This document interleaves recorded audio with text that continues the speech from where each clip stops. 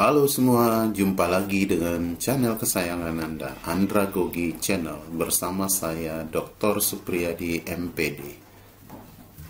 Kali ini kami akan memperkenalkan program baru dari Andragogi Channel yang berhubungan dengan statistik terapan. Program itu kami namakan dengan STATE, merupakan kependekan dari statistik terapan. Video ini akan berbicara tentang pemanfaatan program SPSS dalam statistik terapan. Selamat mengikuti. Selamat datang di statistik terapan, program STATE yang dikembangkan oleh Andragogi Channel. Pada seri kedua ini, kita akan membahas tentang tutorial instalasi dan pengantar SPSS. Dalam hal ini kita menggunakan SPSS versi 20. Pokok bahasan yang akan kita bahas dalam pembahasan ini, pertama persiapan sebelum instalasi. Nanti kita akan menjelaskan berkenaan dengan spek-spek komputer yang mendukung untuk SPSS 20. Kemudian kita akan membahas dan mempelajari tentang bagaimana cara mendownload program SPSS versi 20. Kemudian kita akan mempelajari tentang cara menginstalasi SPSS versi 20 di komputer Anda. Kemudian kita akan mengenal menu-menu SPSS versi 20. Sebelum kita masuk ke pembahasan selanjutnya, kita bahas dulu SPSS. SPSS itu adalah program aplikasi yang memiliki kemampuan menganalisa data statistik menggunakan menu-menu yang mudah dan praktis. Software ini dibuat dan dikembangkan oleh SPSS Incorporation yang kemudian diakuisisi oleh IBM Corporation. Pengertian awalnya dari SPSS itu adalah Statistic Package for the Social Science. Kemudian karena penggunaan SPSS ini terus berkembang, tidak saja di Social Science, maka kemudian SPSS Corporation mengubah namanya menjadi Statistic Product and Service Solution. Persiapan sebelum instalasi ini dilakukan untuk memaksimalkan fungsi pada perangkat yang kita gunakan. Pertama adalah kita ketahui dulu komputer yang kita gunakan, kemampuan dari komputer kita untuk dapat menginstalasi SPSS versi 20 dan menggunakannya dengan maksimal, maka kita membutuhkan komputer dengan spesifikasi minimal Celeron dual core dengan memori 2 GB. Kemudian kita mendapatkan softwarenya terlebih dahulu. Nanti akan kita beritahu dalam tutorial ini cara mendownload softwarenya secara gratis. Kemudian yang terakhir adalah bagaimana menginstalnya. Jadi kita terlebih dahulu harus mengetahui cara instalasi SPSS itu di perangkat kita masing-masing. Nanti caranya juga akan kita beritahu pada video tutorial ini. Bagaimana mendownload SPSS? Untuk mendapatkan software SPSS ini secara gratis, silakan lihat deskripsi video ini, kemudian dapatkan link downloadnya. Kemudian jangan lupa download aplikasinya dengan mengklik link download yang sudah Anda dapatkan pada deskripsi video tersebut. Nah, ketika link download ini Anda klik, maka Anda akan dihantarkan langsung pada drive saya. Nanti kita akan bertemu dengan drive saya ini. Kemudian Anda klik download. Nah, ketika Anda klik download, maka nanti akan Anda temukan filenya terdownload di dalam directory download. Kita sudah berhasil mendownload filenya. Kita lihat ada setup SPSS 20. Filenya masih dalam bentuk RAR.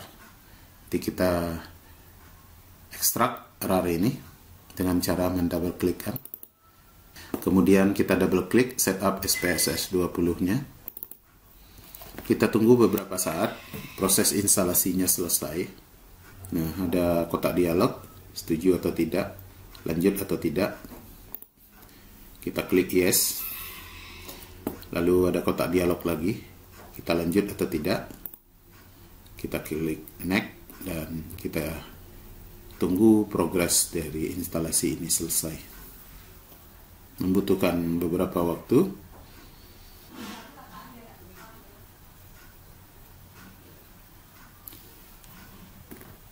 Oke. Setelah selesai, nanti akan ada centang apakah kita akan langsung masuk ke SPSS buat pertama kali atau tidak.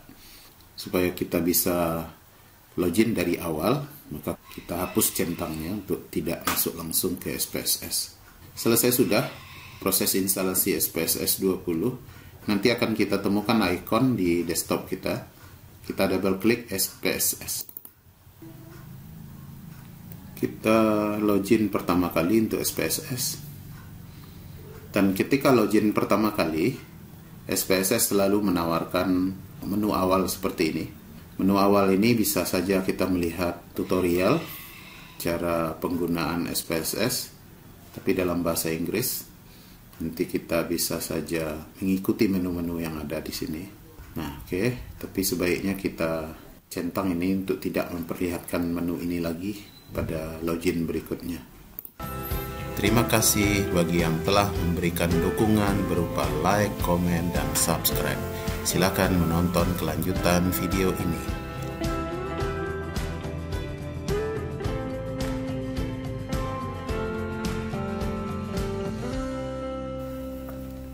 Setelah program SPSS kita munculkan, maka kita akan dapat melihat pertama ada menu di sini, terdiri dari menu File, Edit, View, Data, Transform, Analyze, Direct Marketing, Grab, Utilities, Add-on, Windows, dan Help. Icon-iconnya ada di bawah dari menu ini. Kemudian ada spreadsheet sama seperti Excel, tapi fungsinya berbeda dengan Excel. Kemudian ada nama file di atasnya. Ini default nama dasar dari setiap kita membuka SPSS selalu diberi nama dengan Untitled 1. Dan yang tampil ini namanya adalah Data Editor. Kemudian pada menu yang di bawah kita dapat melihat ada dua menu tab. Ada Data View dan ada Variable View. Untuk Data View itu nanti akan kita inputkan data-data, akan tetapi sebelum kita menginputkan data-data, kita perlu mendefinisikan variabel terlebih dahulu dengan cara kita masuk ke Variable View. Kita klik Variable View. Ketika kita klik Variable View, maka nanti akan kita temukan ada name, ada type, ada wide, ada decimal, ada label, ada value, ada missing, ada column, highlight, measure, dan rule. Ini bagian-bagian yang akan kita buatkan variabelnya. Nah, baik. Untuk kolom name, itu aturannya ada 3 aturan. Pertama, wajib diawali dengan huruf. Kemudian yang kedua, tidak boleh lebih dari 8 karakter. Kemudian yang ketiga, tidak boleh ada spasi di antara kata yang kita masukkan sebagai name. Untuk type, dibedakan menjadi 2 nanti. Ada numerik, bila data yang kita masukkan dalam bentuk angka-angka, atau bisa saja dalam bentuk string apabila yang kita masukkan nanti adalah data berbentuk kata. Lebar, width, ini lebar dari kolom yang akan kita gunakan, nanti ini akan bervariasi. Kemudian desimal apabila kita membutuhkan angka di belakang koma. Kemudian label. Label merupakan keterangan dari variabel yang sudah kita buat dari name tadi. Karena pada name tidak boleh melebihi dari 8 karakter, maka nanti penjelasan lebih jauhnya akan bisa kita lakukan pada label. Untuk value, nanti akan kita berikan kode variabel seperti kita mengetikkan jenis kelamin, misalnya laki-laki atau perempuan. Akan tetapi nanti untuk lebih efisiennya sebaiknya kita beri kode-kode nanti.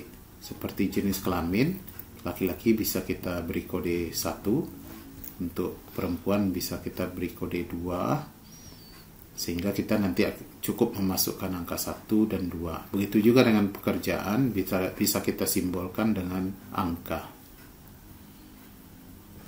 Ini hal penting yang perlu kita jelaskan. Yang kolom yang lain ini akan ngikut saja pada menu default yang otomatis nanti akan keluar dengan sendirinya. Untuk dapat memasukkan data nanti ke dalam SPSS ini, terlebih dahulu kita harus membuat atau mendefinisikan variabel atau field pada jendela data editor ini. Dengan cara kita klik tadi variabel view, kemudian kita coba isi variabel view ini. Baik, kita contohkan saja karena data kita belum ada, kita contohkan saja. Dengan cara langsung mengklik di angka 1. Ketika kita klik, nanti kita misalnya akan membuat nomor. Oke, tidak boleh spasi, harus dimulai dengan huruf dan tidak boleh lebih dari 8 karakter. Nomor. Nah, oke, kita enter. Akan keluar semuanya, mulai dari type sampai rule itu akan keluar semuanya. Nanti untuk nomor, maka tidak perlu kita ganti numeriknya karena nomor itu akan memang berbentuk numerik.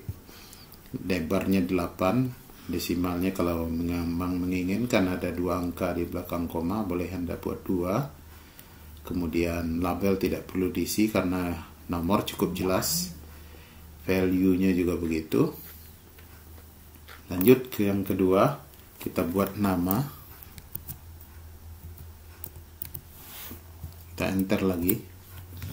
Nah, untuk nama, karena nama ini bukan termasuk ke dalam numerik, dia berbentuk string, maka kita ganti numerik ini menjadi string.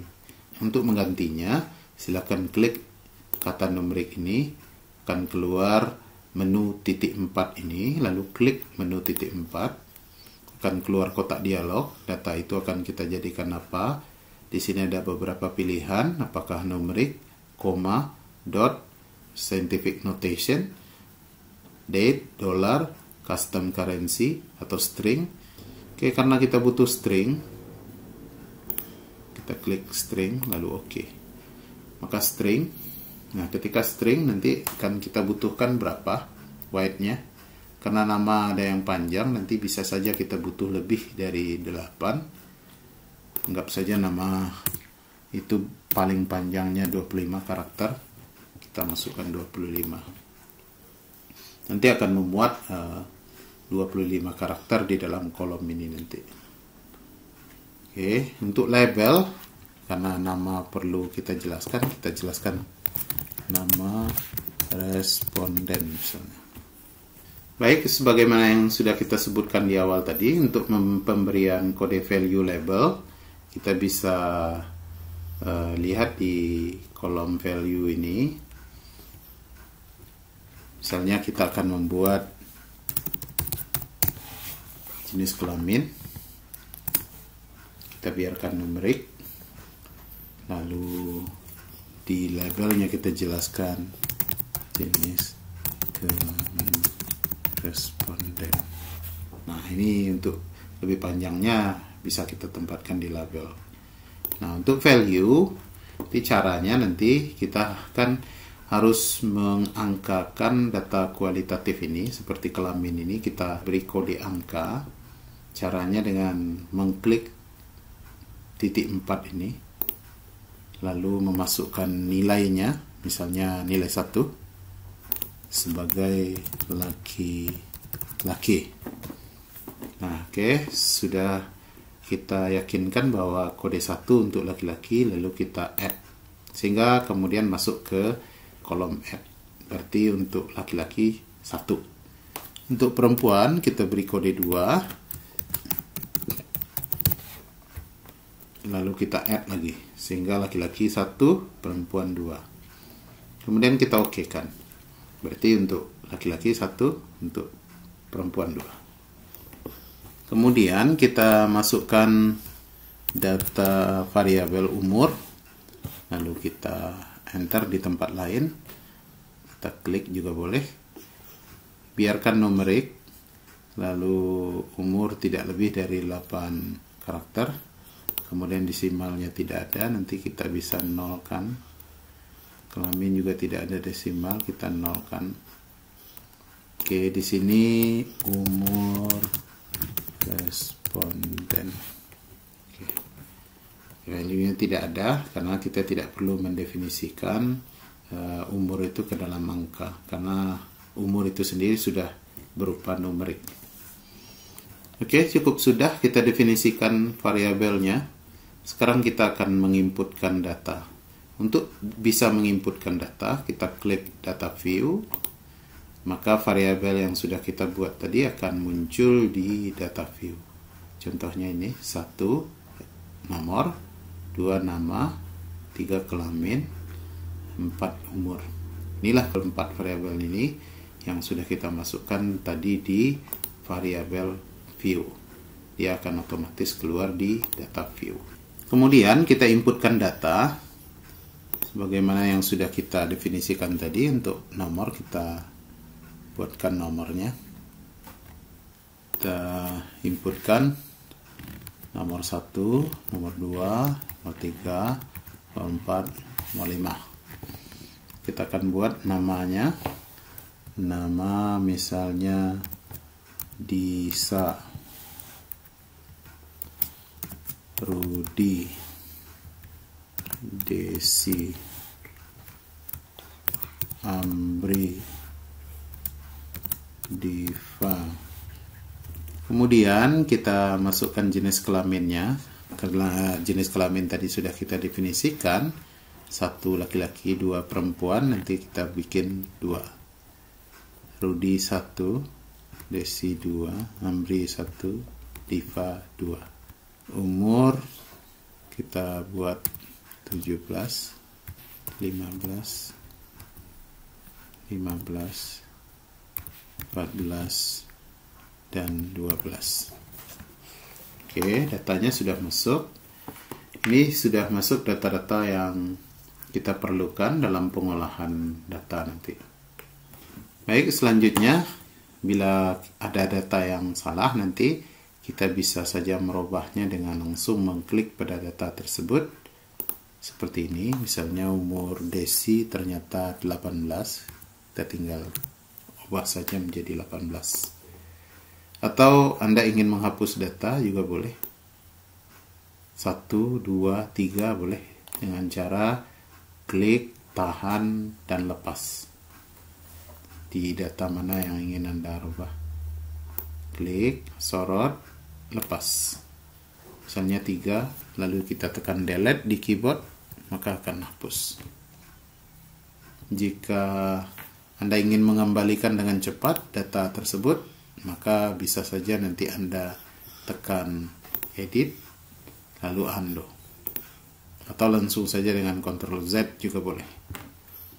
Itu untuk mendelete data atau merubah data. Untuk merubah responden, nanti secara keseluruhan datanya akan terhapus. Anda mudah saja tinggal klik dari nomor respondennya, nanti akan terblok panjang, seluruh data akan terblok. Lalu boleh Anda tekan delete di keyboardnya, maka akan terhapus. Kalau Anda ingin batal lagi, tekan Ctrl Z. Oke, untuk menghapus variabel juga bisa dilakukan. Klik saja variabelnya, maka akan terblok ke bawah semuanya. Maka tekan delete di keyboard Anda, maka variabel tersebut akan hapus. Untuk mengembalikannya, kembali tekan Ctrl Z.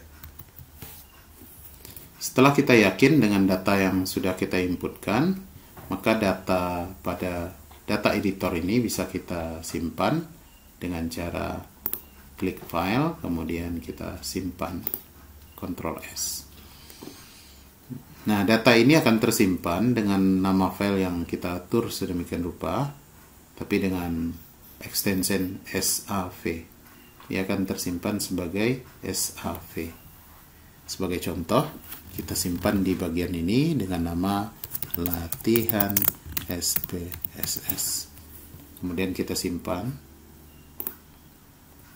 Oke, setelah tersimpan, nah ini jendela kedua dari SPSS akan secara otomatis nanti akan mengeluarkan jendela statistik viewernya. Tapi karena belum ada pengolahan, maka jendela statistik viewernya tidak mengeluarkan apa-apa, tapi hanya mengeluarkan di mana lokasi file tersebut disimpan. Oke, data yang sudah kita isikan ini nanti akan bisa kita olah pada langkah berikutnya dengan pengolahan sesuai dengan kebutuhan yang kita inginkan dengan memanfaatkan menu-menu yang ada di SPSS ini. Nah, untuk membahas lebih lanjut setelah perkenalan dengan menu SPSS dan mendefinisikan variabel, nanti akan kita bahas lebih lanjut pada video berikutnya. Untuk edisi kali ini kita cukupkan. Demikian penjelasan kita berkenaan dengan cara instalasi dan pengenalan menu pada SPSS versi 20. Statistik terapan andragogi mengucapkan terima kasih atas perhatian, semoga bermanfaat dan ikuti terus bahasan kami berikutnya. Salam andragogi.